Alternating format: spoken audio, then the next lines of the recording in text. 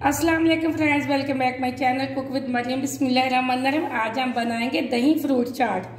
जो हम रमज़ान में अक्सर शौक से फ्रूट चाट खाते हैं बच्चे और बड़े। यहाँ फ्रूट चाट बनाने के लिए मैंने जो फ्रूट लिए, इसमें थोड़ा सा मैंने अमरूद लिया, यहाँ मैंने थोड़ा सा अनार लिया, थोड़े से सेब लिए मैंने, यहाँ 2 मैंने स्ट्रॉबेरी लिए जिसको छोटे छोटे पीस बना लिए। ये मेरे पास दही 2 चम्मच बड़े वाले मैंने लिए चीनी के, 1 चम्मच मैंने फ्रूट चाट का लिया और आधी चम्मच मैंने लिए व्हाइट पेपर की। सबसे पहले चाट बनाने के लिए हम लेंगे एक बाउल प्यारा सा, इसके अंदर हम डाल देंगे सेब,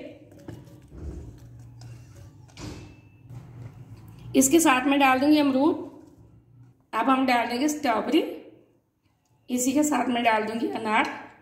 जो भी फ्रूट आपके पास हो आप उनसे ये चाट बना सकते हैं, कोई मसला नहीं, बहुत मजे की बनती है।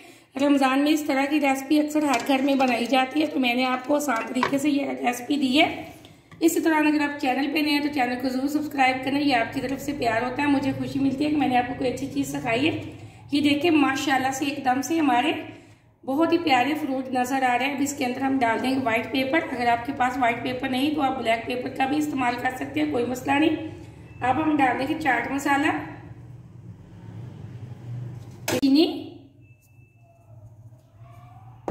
इसी के साथ में डाल दूंगी दही। अब हम इसको कर लेते हैं अच्छे से मिक्स। यहाँ मैंने अच्छे से ये देखे दही मिक्स कर दिया फ्रूट के अंदर। बहुत मजे की हमारी बनी है दही फ्रूट चाट।